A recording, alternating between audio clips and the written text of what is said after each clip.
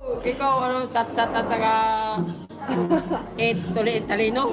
Talino. Kainin mo, kainin mo, suka mo. Talino. Bungal ka pa nga naman. Wala yung respeto ko sa iyo. Ako, nakakano ako sa mga matatanda eh. Pero sa naririnig ko ng mga pinagsasabi mo, tarantado, minuto-minuto. Mapapamura tayo nitong matanda na to eh. Kompleto kami. Yung wala lang sa amin yung ano, litsi plant, yung litsi plant mo. Wala kami niyan. Sari-sari po tayo, meron kami. Pero yung litsi plant mo, wala kami niyan. Utang na mo. Utang na mo. Utang na mo. Kainin mo yung litsi plant mo. Okay mga kapengyo, napakainit na balita nito. Galing nga dito kay Kuyang Joseph Rivera na kung saan Casimero galit na galit dito nga kay Attorney Ed Tolentino. At talaga namang pinagmumura nga ito at tinawag pang bobo eto nga si Ed Tolentino. At talagang alam naman natin mga kapengyo yung issue nga about nga dito sa pag-aanalisa ni Ed Tolentino at ganun na rin kay JM Siasat. At tara mga kapengyo, wag na natin patagalin at sabay-sabay natin panoorin nga dito nga kay Kuyang Joseph Rivera. Boxing analyst na yung matanda na yung bungal. Tolentino.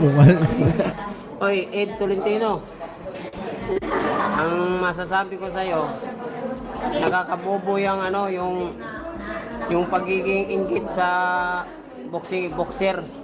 Aray ko mga kapengyo, no? Yan, kitang-kita nyo naman si Casimero rito. Galit na mga kapengyo, no? Dahil nga, alam naman natin, no? Kung ano-ano nga yung pinagsasabi rin kasi sa kanya na wala nga raw game plan, kung hindi, leche plan lang ang dala-dala neto ni Janrel Casimero. Na kung saan siyang kinagalit ngayon neto ni Utol Janrel kay Ed Tolentino. Dahil sa kawalan ng tiwala, no? Sa kapwa natin Pilipino. Kaya naman naghihimutok ngayon etong si Janrel. Kasi matagal na ganyan yung sinasabi mo. Dati pa nung kay Santos, no?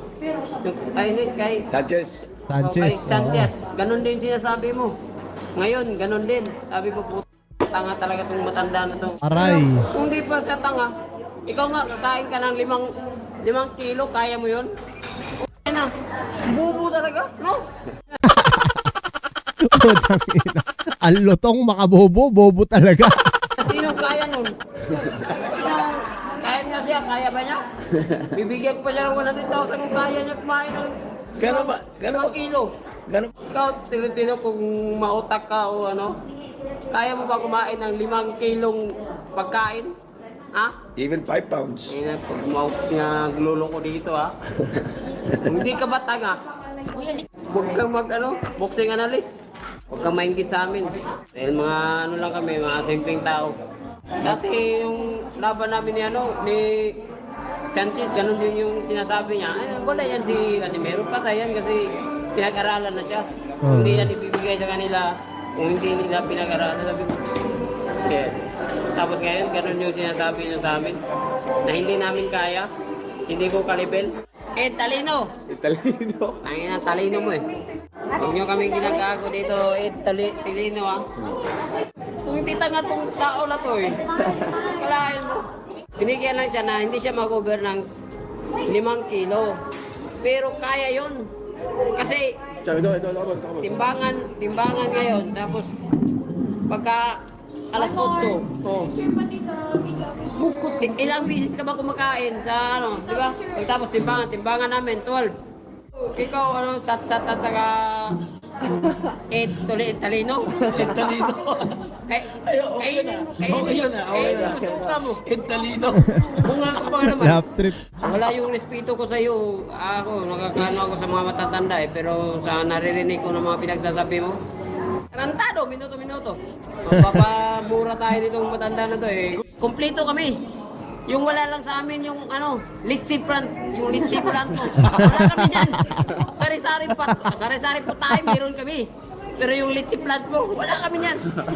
Utang na mo. Kainin mo yung litsi plant mo. Respetuhin ka. Pakinggan ka, marespeto ka. Yung mga totoong nakikita mo sa tao. Yung wag mong sa kaingitan mo lang. Alam mo ba yung kaingitan ng tao nakakabubo yan? Talino ka? Wala kang ano. Lahat ng mga sinasabi mo, wala. Ilang bisis mo na ilang bisis ka na nagkakamali. Pero kami, isang bisis lang kami natalo.